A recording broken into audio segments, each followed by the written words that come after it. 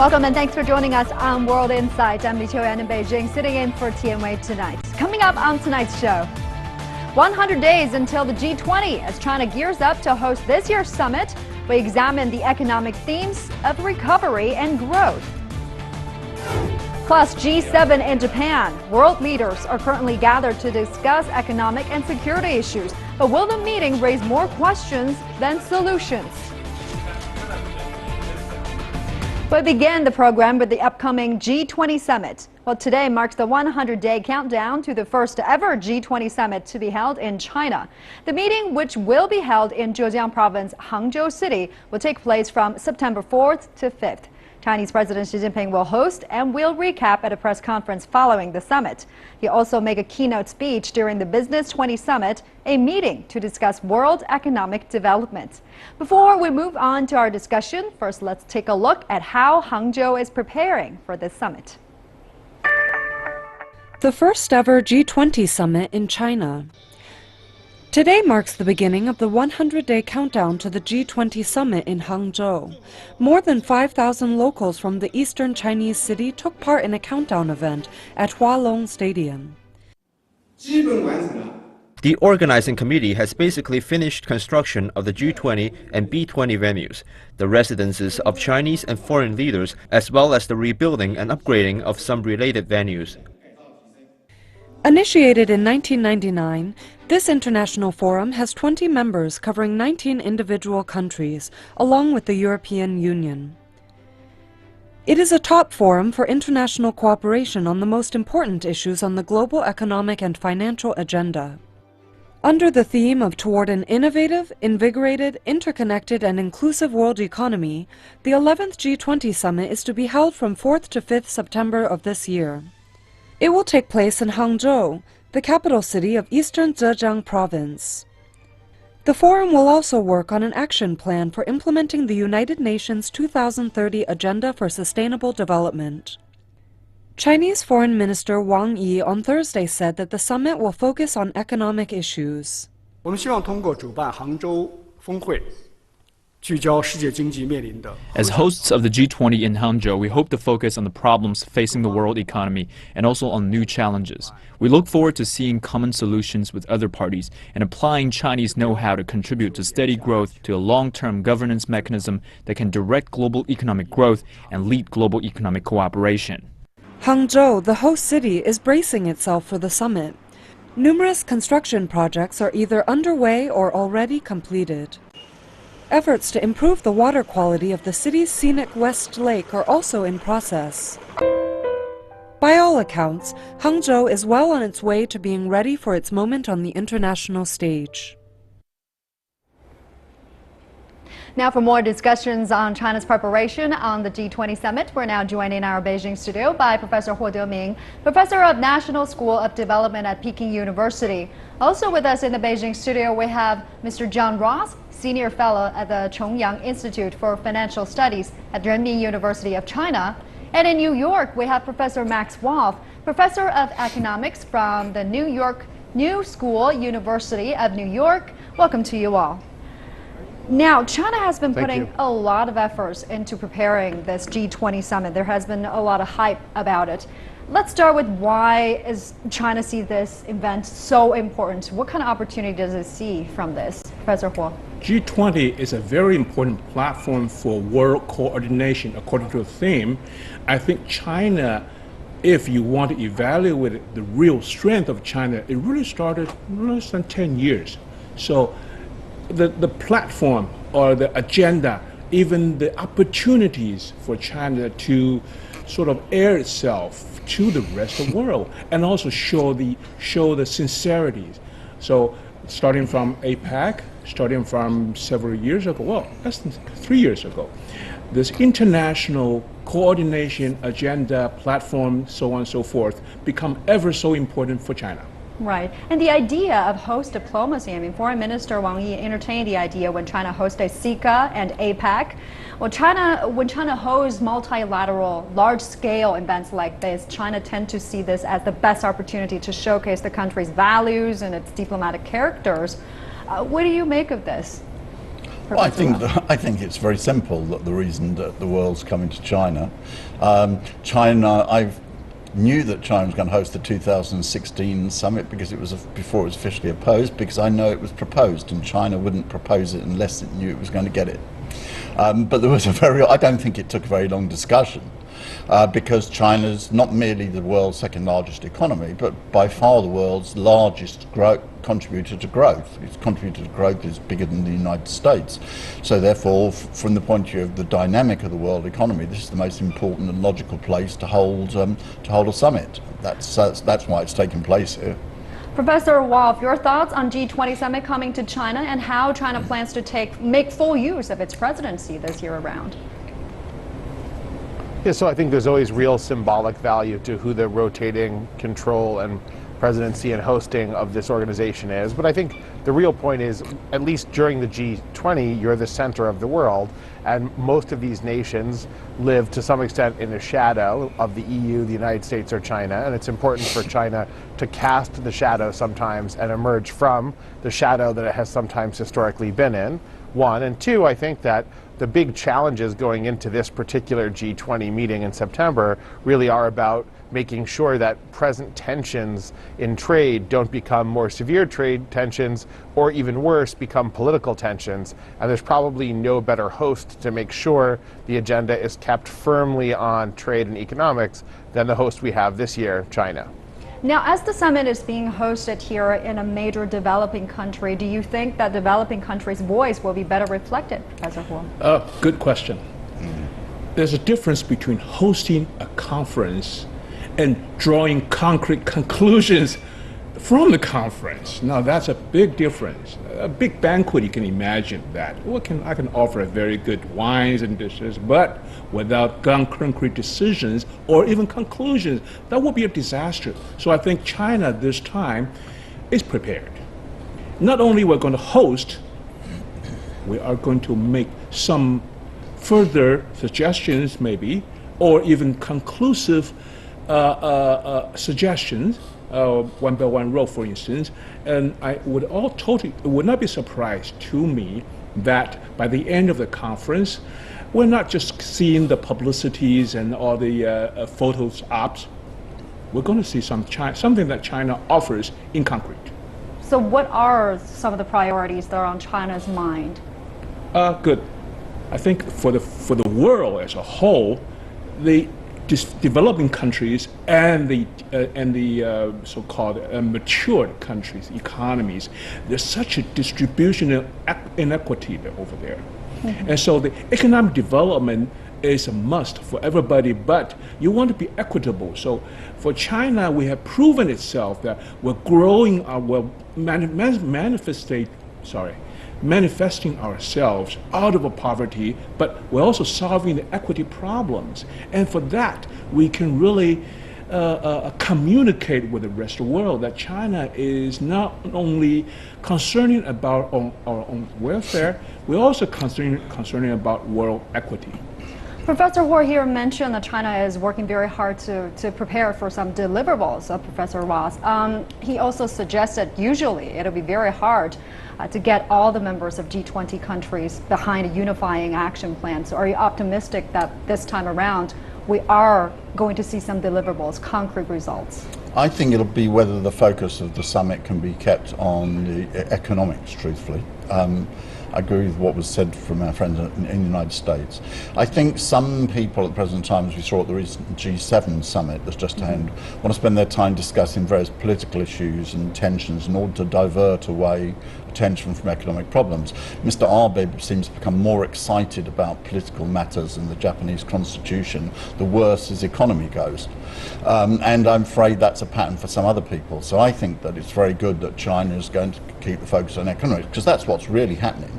There is a wrong view at the present time of the world that it's geopolitical tensions which threaten the world economy. Actually, it's the reverse. It's the problems in the world economy that are creating the geopolitical tensions, and not just the ones between the major countries. But I mean, if you take, for example, a big belt through North Africa and the Middle East, the main feature of the situation is warfare.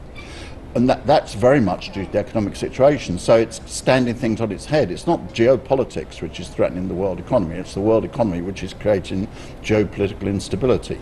Professor Wolf, let me get your thoughts on this. Do you agree with what's being said, the dynamic between economy and geopolitical tensions? And do you think that economy issues will be the central theme on G20 summit here in China?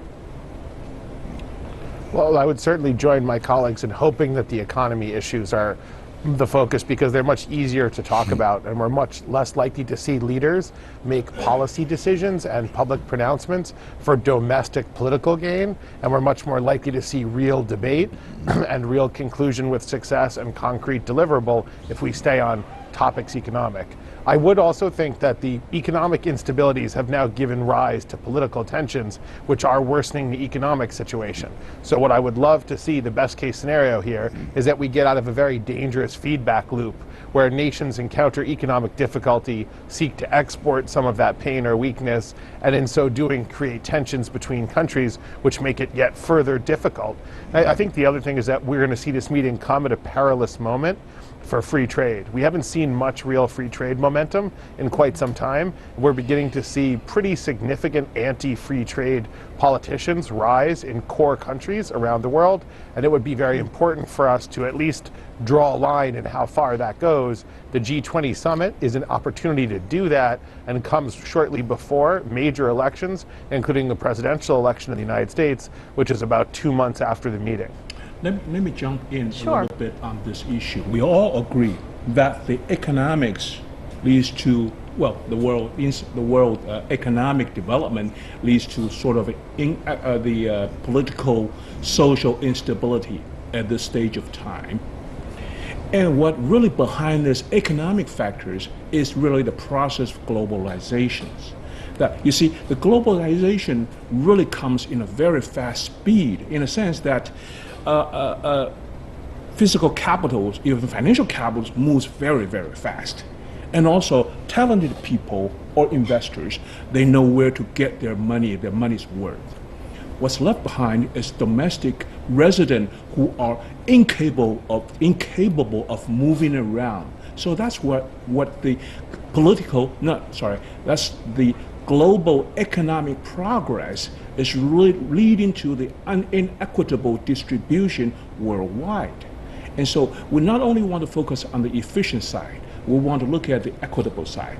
Professor Ross earlier also mentioned an interesting comparison between G7 and G20. So let's take a look at this. I want to read this to our viewer and to all of you. So G20 is one of the largest international cooperation platforms. Its member count for 2/3 of world populations, 85% of world total GDP, and 80% of global trade volume. It has a larger influence now than it was first established back in 1999. A couple of weeks ago, Russia said it is now less interested in the G7 but more confident in the G20. A Kremlin spokesman also said, and I quote, "The G20 format appears to be more representative and more capable in today's international solutions."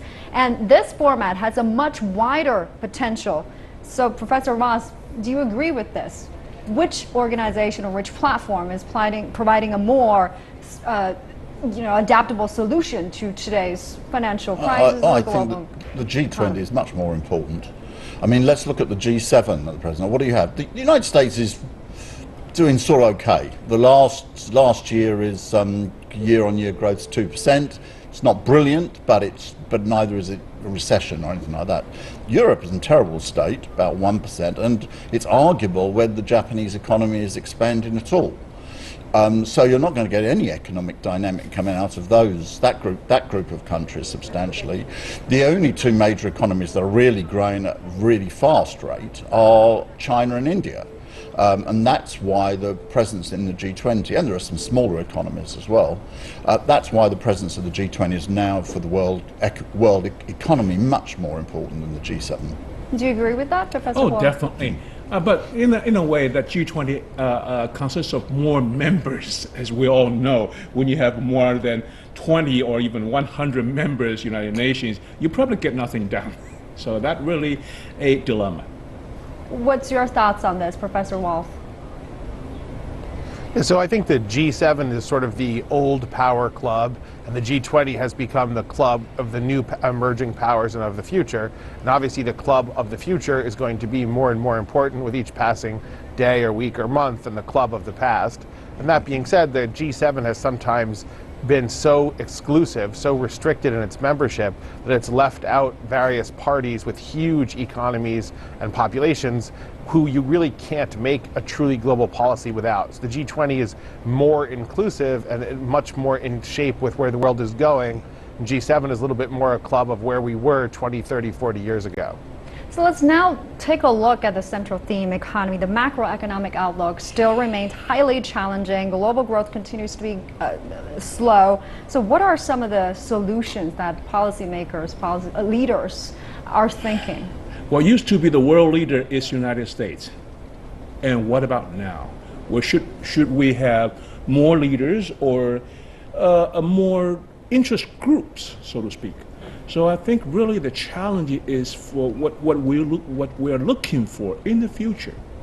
Now, if the focus of economy in the future would be China plus India, and then China should be given more speech platforms, and that is what this G20 or even other economic platform, political platform should offer.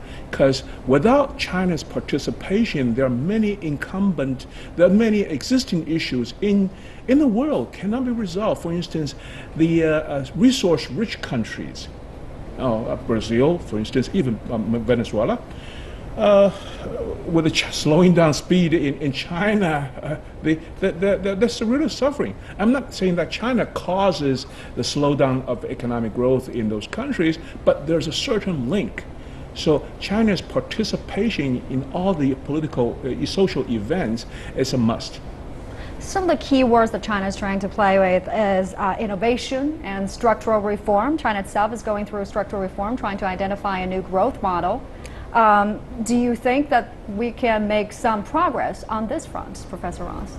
Well, yes, but I think that's not really what's the key to China's fast growth. If you go around the world, the United States will tell you it's engaged in innovation and structural reform, and the European Union will tell you it's engaged in innovation and structural reform, and they're not growing very much, particularly the European Union. And Abenomics is all about structural reform and innovation and so on. The decisive thing that gives China its advantage is its ability to build its high-speed trains and carry out its infrastructure, etc. You have extremely influential people in the world who know the solution to the world economic situation. Larry Summers, former US Treasury Secretary, says the situation is absolutely ridiculous. You can borrow money at the present time at essentially 0% interest, and the United States should be revamping its infrastructure, and it's not doing it.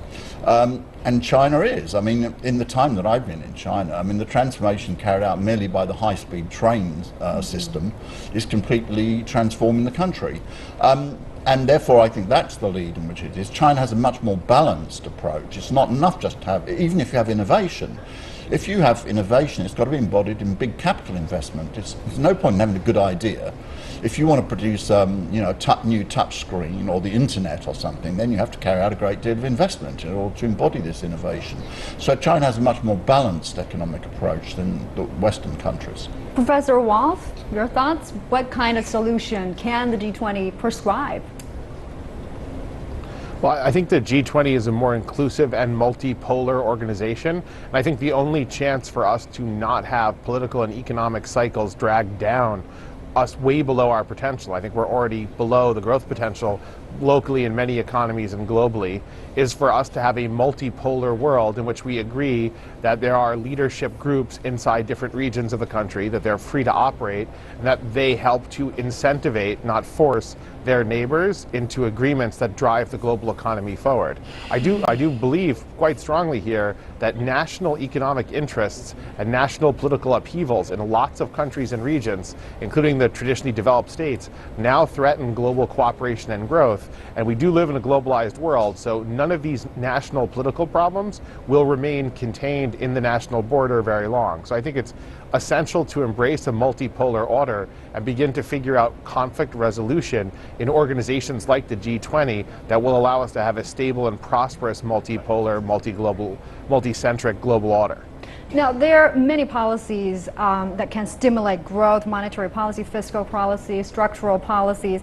Let's talk about financial regulation first. The G20 work on financial regulation after the global financial crisis was seen as one of the greatest success of this organization. But analysts also point out that, this agenda needs to continue to evolve. What do you think? Okay, the financial crisis in 2008. It happened out of blue. So as far as I see it, it's a temporary event. It's not going to last forever. However, G8 or G20 summit came at that time and trying to resolve that issue. I think it's good. But remember, you have a long institution which is going to exist for X number of years, but with the temporary problems that's going to be resolved, what's going to do next? So innovations and restructuring is what those catchy words, everybody want to talk about it. But really, we're not really focusing on the content of innovations. We need innovations like Alibaba's, or we need innovations like Steve Jobs. That's a big difference. Also, what about restructuring? The common sense is that the infrastructures are needed.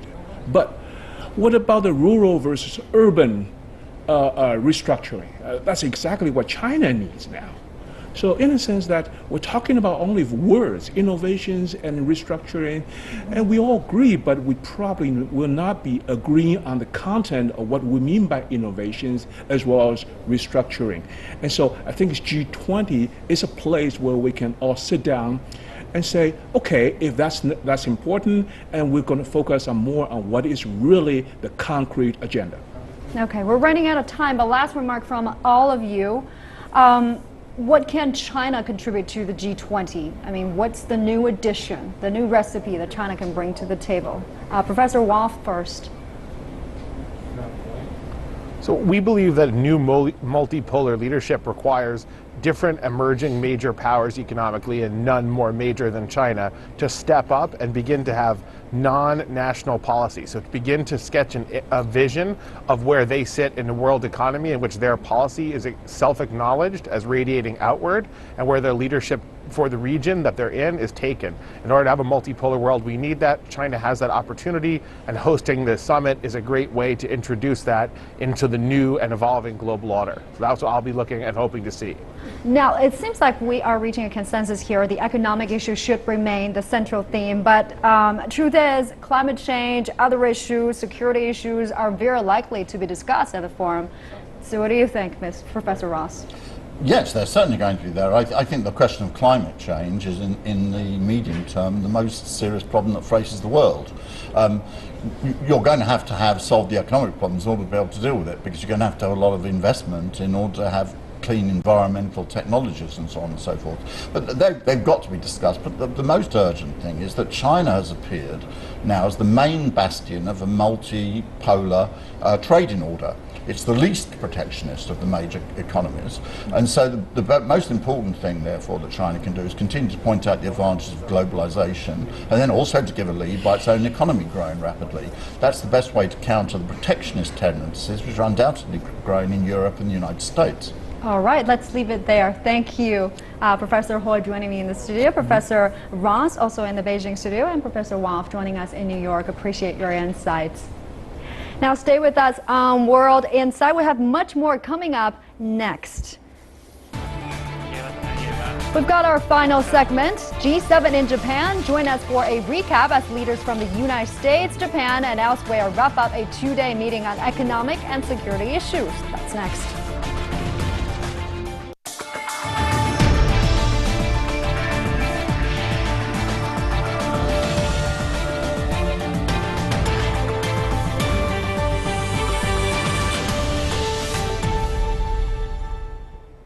Welcome back. Now, the major takeaway from the G7 summit that wrapped up in Japan on Friday is that leaders are serious about combating global economic woes, but split over how to do it. The divisions between the 7 powerful politicians became clear on Thursday. For one, Japanese Prime Minister Shinzo Abe believes the world economy is close to a crisis. Yet German Chancellor Angela Merkel disagrees. Among other issues on the agenda were Europe's refugee crisis, counterterrorism, and maritime security. G7 leaders have just finished their summit in Isashima. After 2 days of talks, the leaders issued a final statement that set global growth as a priority for dealing with threats to the world's economy and security. A declaration at the meeting said a vote by the UK to leave the European Union would pose a serious threat to global growth. Britain's Prime Minister David Cameron warned against the economic risks of the so-called Brexit at a press conference after the meeting. I'm in no doubt that being part of the single market is really important to our economic future. Meanwhile, the statement described the migrant crisis in Europe as a global challenge which requires a global response of increased aid from international financial institutions and donor countries. The G7 also released a counter-terrorism action plan, which it hopes will close critical gaps in capacity and international cooperation. One of the issues that certainly came up was in discussing security and terrorism, our renewed resolve to ensure that we do not pay ransom to terrorists taking hostages. On Thursday, Chinese Foreign Minister Wang Yi urged G7 member states to focus on global economic, financial, and development issues rather than topics related to the South China Sea. Whatever the G7 members discussed, they should uphold an objective and a fair stance. The G7 members shouldn't adopt double standards or draw lines according to political alliances and incite regional tensions. China's stance on the South China Sea issue has been clear. That dispute should be peacefully settled through dialogue and negotiation between the countries directly involved, based on international law and a declaration on the conduct of the parties in the South China Sea. Wang added that China hopes that the G7, which includes some members of the G20, will play a positive and constructive role in the upcoming G20 summit to be held in China later this September. Now for more on the G7 summit, we're now joined by Mr. Yuan Peng in Singapore, Vice President of China Institute of Contemporary International Relations. In London, we have Roderick Wai, Associate Fellow of the Asia Program at Chatham House. And also in Tokyo, we have Professor Takasato Watanabe, Professor at Doshisha University. Welcome to you all. Now, let's take a look at the joint statement first. The joint statement of the 2-day G7 summit covered both global and regional issues, but some say that while the span of topics was wide, the statement really lacking concrete solutions. What do you make of the results of this? Let me start with Professor Yuan first. I think the outcome of the G7 summit in Japan seems not that successful. I think several reasons. First of all, I think those top 7 countries, they themselves have some differences in thinking about the situation of today's world economy. For example, Japanese still think now still in the crisis period, while the the European and the American disagree. So without the common understanding of the situation, how they can find the right solution. And secondly, I think most of countries has a different considerations. For example, Great Britain now is debating on the exit of the EU, and France is struggling on the street, rebelling of the government, and I think Germany is reluctant to be a real leader of the EU economy. Where the States is go beyond the crisis first, is in a recovery period, where Japanese now focus too much on something else of the economy, focus too much on the security arena. So given these differences, I think it's very hard for them to find the right solution of the world economy. Mr. Wai, your thoughts on this? What do you make of what just said? Your assessment about the results coming out from the 2-day summit? I think we would be expecting too much to expect the leaders to find the solutions to all the world's problems in 2 days of meetings. I mean, these G7 meetings are a regular occurrence. What the leaders did was underline their appreciation that of the global economic problems facing us and their determination jointly to deal with them. Now, of course, the various countries concerned have slightly different views on the priorities based largely on their own economic and political circumstances. So it is difficult, it was difficult to get a completely unanimous declaration, but the really important thing, I think, is the realization and the commitment by the leaders to global economic development. Professor Watanabe. Yes, this G7 is just the performance show for the outer world of Japan. Mr. Abe, Prime Minister of Japan, visited European countries before this G7 meeting: Britain, France, Italy, and Germany. Then he went to Russia to see Mr. Putin to exchange ideas of the territorial issues and the security issues.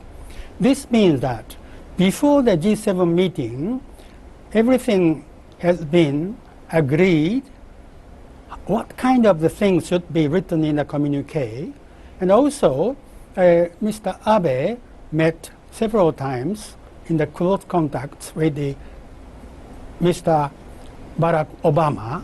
So the result of the G7 meeting were already known. The key factor is for them all is that they have the channel to have the direct talks. So this is very natural that we don't have the concrete result from the G7 meeting. In that sense, G20 would be more fruitful if it is organized well, prepared.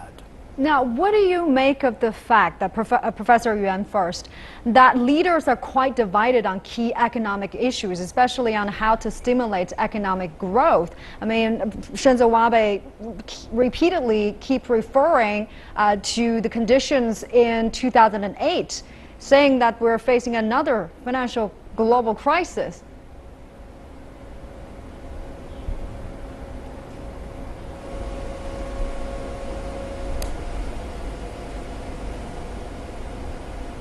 Professor Yuan, your thoughts on political leaders' division on key economic issues?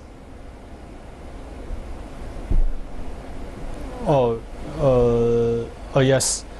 I think the political leaders in the G7, the problem is that different leaders have different political consideration today.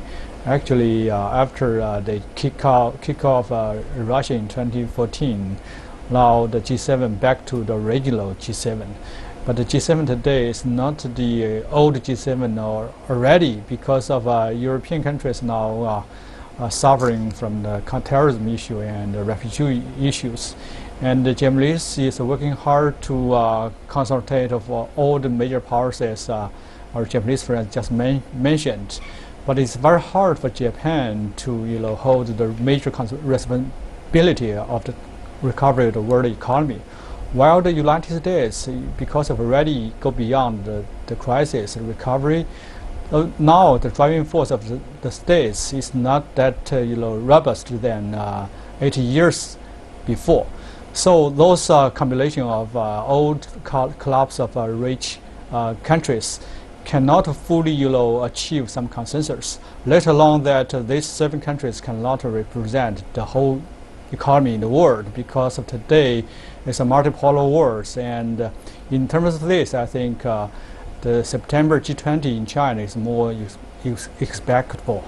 Professor Watanabe, I want to get your take on this. Prime Minister Shinzo Abe compared today's economic conditions with that of 2008, but many find this comparison implausible. What do you think? Yeah, Prime Minister Abe has been appealing to the world, including, of course, domestically. He has 3 secret arrows. for the economic development of Japan. And he tried to apply or appeal these three to the G7 leading nations.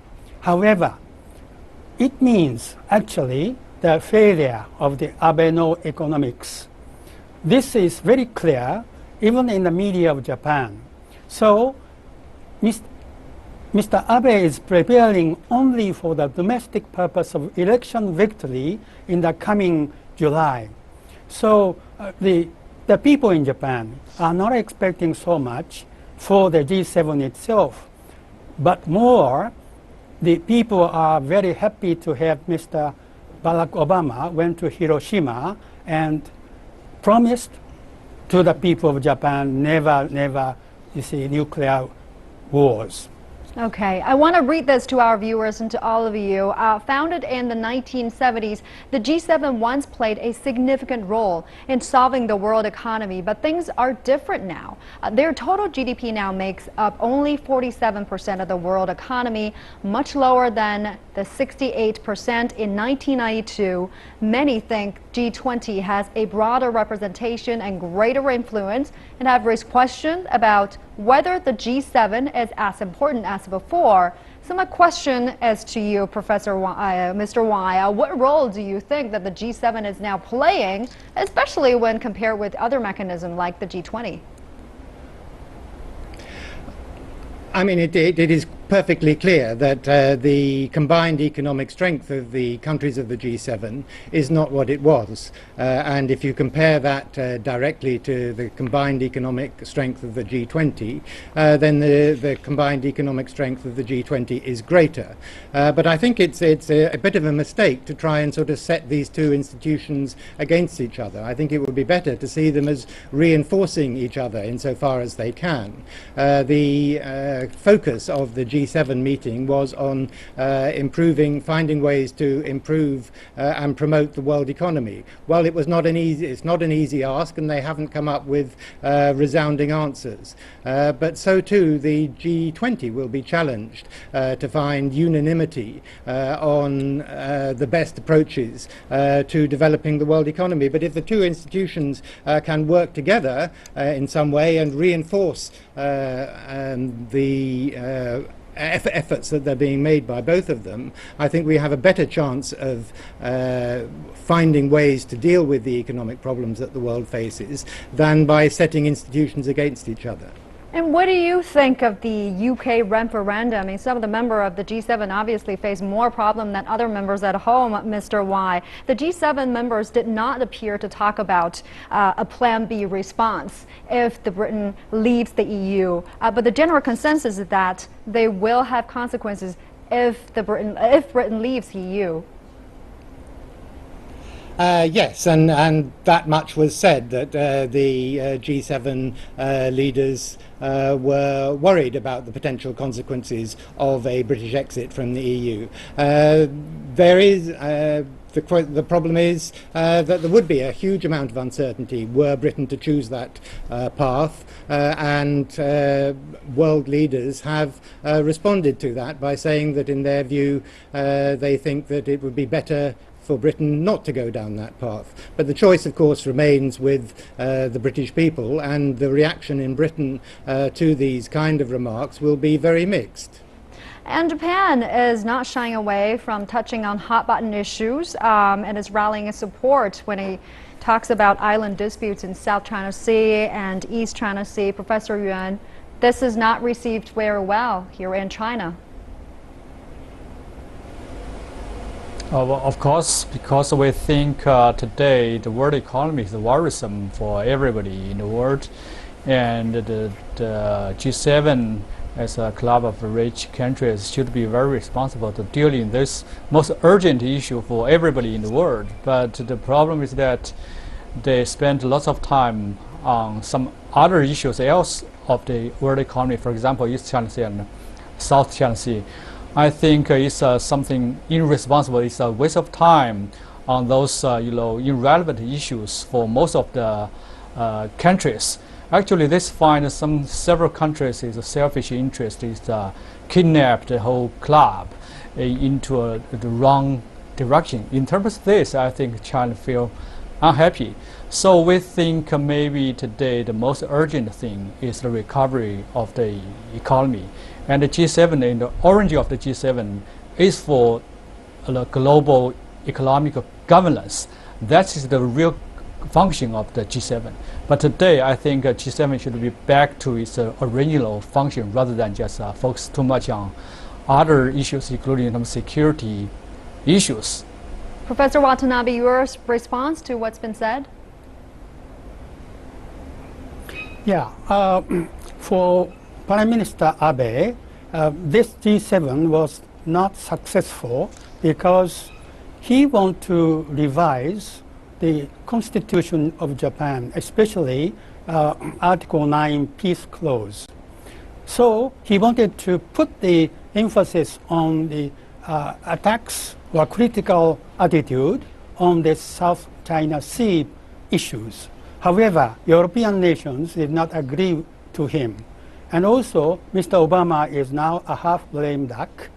Then they wanted to talk more about the security issues between the United States and Japan, but it was not successful. So for many ways, Mr. Abe was not successful in promotion of the world economy in the sense of the development of the world. This was not, you see, possible without the cooperation of the developing nations led by China. All right, Professor Watanabe joining us from Tokyo, Mr. Roderick Wai joining us from London, and also Professor Yuan Peng joining us Singapore. Thank you all for joining us tonight. And that's all we have for today's program. If you'd like to see more, you can visit our website. Just type World Insight CCTV News into your search engine or check out our YouTube channel. From me, Li Qiuyuan, and everyone at the World Insight team, thanks for watching. And tune in again next time for more insights from across China and around the world.